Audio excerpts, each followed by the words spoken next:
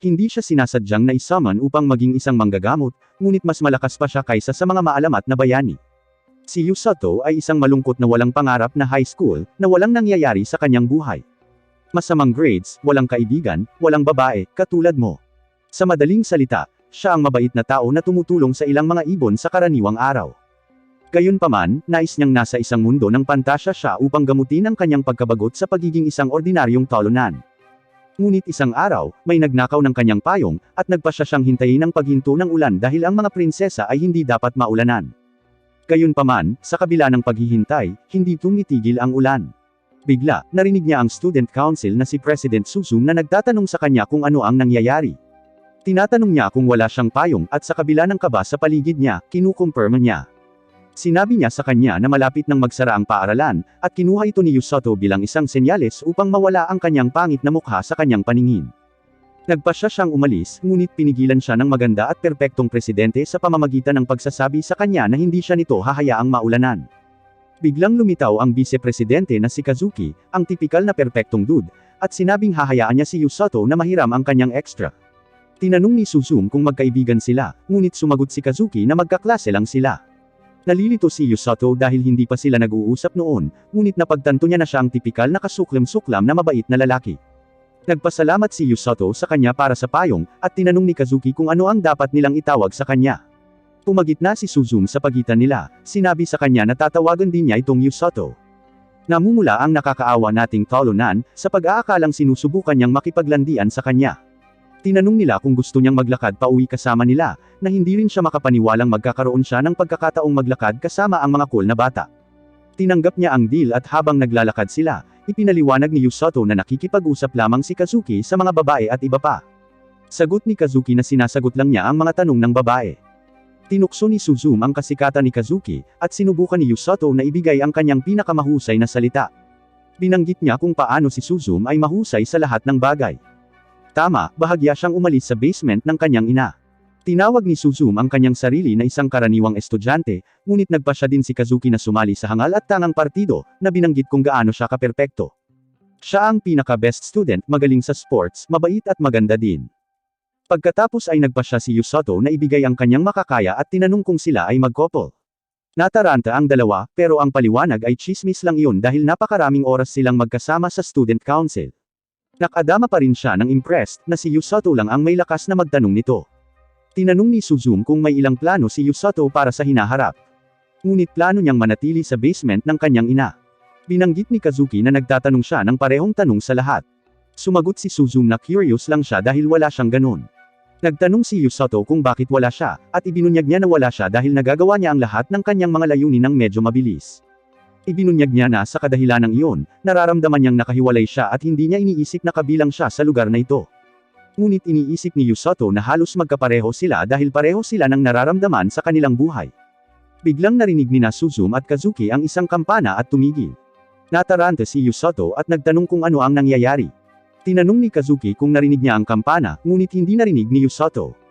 Muli nilang narinig ang kampana, sa pagkakataong ito ay mas malakas pa, ngunit hindi pa rin ito naririnig ni Yusato.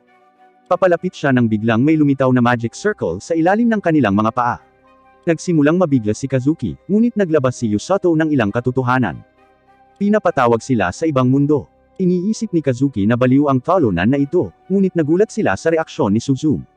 Nakangiti siya habang tinatanong kung ang ibig niyang sabihin ay mararating nila ang isang lugar na puno ng mahika, halimaw, at bayani.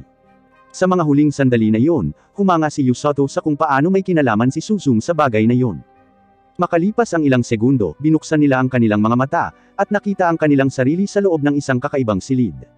Nang tumingin sila sa paligid, nakita nila ang isang random na matanda na nakaupo sa isang trono.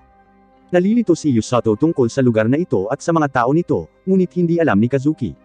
Pagkatapos ay hinanap niya si Suzum, pero nakita itong hyped at nakangiti dahil ibang mundo ito. Iniisip niya na nagbubunker lang siya. Masaya ang matandang geezer na nakaupo sa trono na nagawa nilang magising. Ngunit mayabang na nagtanong si Kazuki kung tungkol saan ito. Ipinakilala ng geezer ang kanyang sarili bilang si Lloyd, ang hari ng Linger. Nalilito si Kazuki, ngunit masaya si Suzum tungkol dito. Ipinaliwanag ng geezer na tinawag sila bilang mga bayani, na lalong nagpapasaya kay Suzum. Ipinaliwanag ng hari ang parehong basura gaya ng dati. May isang demonyong Panginoon na nabuhay muli at kasalukuyang nagpapalakas ng mga hukbo nito. Ang kaharian ay inatake sa nakalipas na 2 taon, ngunit halos hindi sila nakaligtas. Ang kanilang huling pag-asa ay ang ipinagbabawal na spell na ipatawag ang mga bayani mula sa ibang mundo para labanan ang lalaking niloko ng kanyang asawa. Palaging kumikilos si Suzum na tuwang-tuwa sa tuwing nakakarinig siya ng bago, gayunpaman, nagagalit siya at sinabihan siyang itigil ang pagbibiro.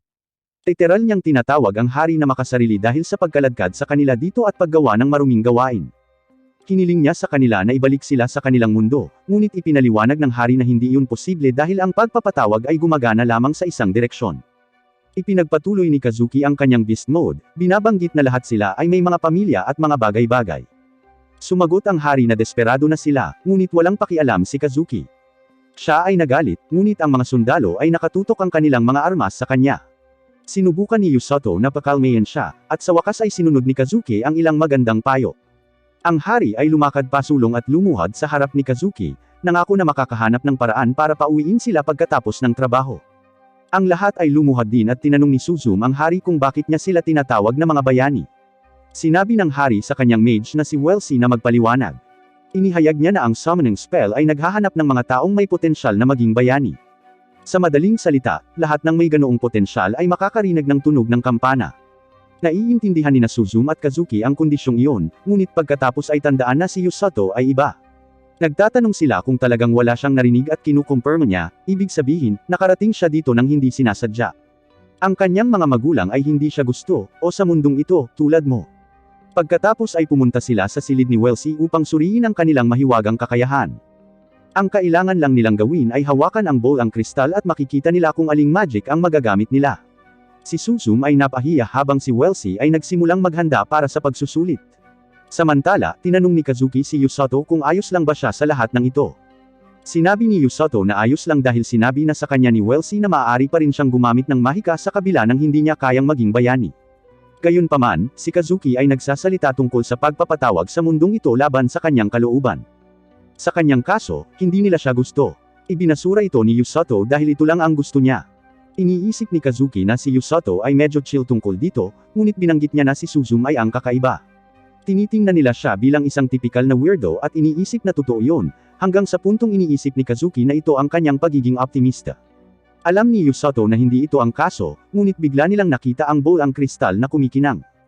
Ginawa ni Welsi ang lahat ng paghahanda at sinabi kay Suzum na simulan ang kanyang pagsusulit. Masaya niyang hinawakan ang bowl ang kristal at lumilitaw ang dilaw na liwanag. Ipinaliwanag ni Welsi na nangangahulugan ito na maaari siyang gumamit ng thunder magic, ngunit mayroon din siyang malaking halaga ng mana.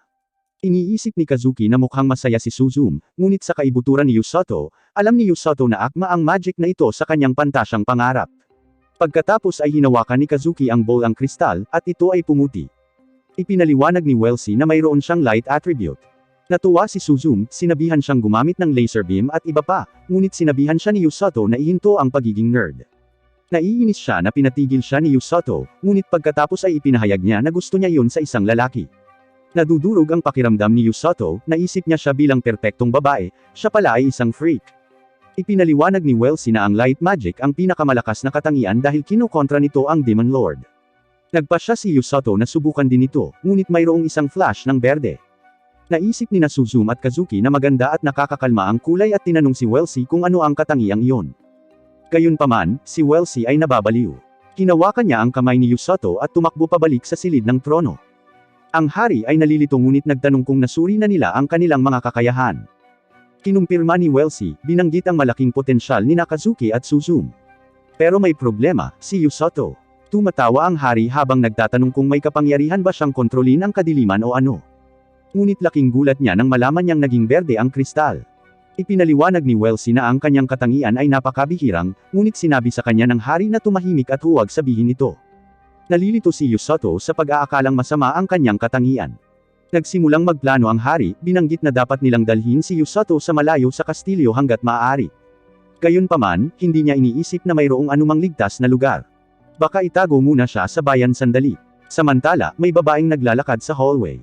Sinabihan ng hari ang kanyang mga bantay na maghanda, ngunit sinabi ni Yusato na hindi niya naiintindihan ang nangyayari. Tinatanong niya kung delikado siya at kung may ibang tao na may katangian niya. Ang hari ay nabigla, habang siya ay sumagot ng oo, ngunit ang taong iyon ay masamang balita. Biglang pumasok ang babae sa silid ng trono na nakatakot sa lahat. Ito ang taong tinutukoy ng hari. Tinanong niya ang hari kung anong nangyari sa ritual ng pagpapatawag at kung naroon na ang mga bayani. Sinisikap ng hari na maglaro ito ng cool, nagtatanong kung hindi siya araw ng pahinga. Gayunpaman, tumanggi siyang mag-alis ng anumang araw. Pagkatapos ay napansin niya si Yusato at nagtanong kung siya ang bayani. Natakot si Yusato at gumapang pabalik, at ipinaliwanag ng hari na siya ay napatawag ng hindi sinasadya kasama ang mga bayani. Tinawag niya si Yusato na isang karaniwang pleb, ngunit malinaw niyang napapansin na pinagpapawisan ang hari. Tinanong niya ang kanyang pangalan at ipinakilala ang kanyang sarili bilang si Rose, ang captain ng rescue team. Gayunpaman, malinaw na alam ni Yusato na siya ay mukhang isang taong maaaring pumapatay, hindi nagliligtas ng isang tao. Si Welsi ay namagitan, binanggit ang mga bayani na naghihintay sa tabi ng bowl ang kristal, at sinabi sa kanya na dadalhin niya si Rose doon. Tinanggap iyon ni Rose at naghanda ng umalis. Gamaan ang pakiramdam ng hari na naging maayos ang lahat at sinabihan si Yusato na magpahinga habang iniisip nila kung ano ang gagawin sa kanyang sitwasyon. Tanggap ni Yusato, ngunit gusto niyang malaman kung ano ang ibig sabihin ng kanyang magic attribute.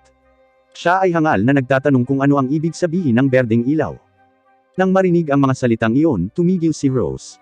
Nagsimulang maghiyawan ang lahat sa loob ng kwarto. Tumalikod si Rose at nagtanong kung green lang ang sinabi niya. Kinumpirma ni Yusato, at sinabi niya sa hari na isasama niya si Yusato. Ang hari ay nabigla, sinabi kay Welsi na patakasin si Yusato doon.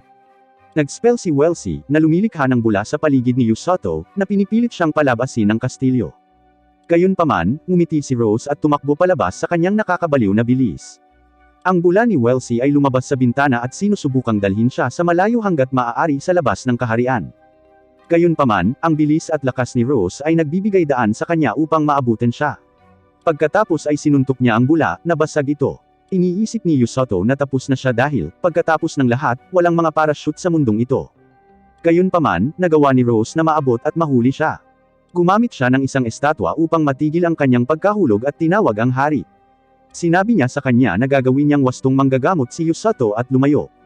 Sinisigawan siya ng hari na bumalik, binanggit na alam niya na gusto niyang kumuha ng higit pang mga manggagamot. Gayunpaman, aksidenteng napatawag si Yusato. Hindi pinansin ni Rose ang hari at nagpatuloy sa paglalakad. Pagkatapos bumalik sa loob, ipinaliwanag ni Welsi kina Suzum at Kazuki na kinuha si Yusato.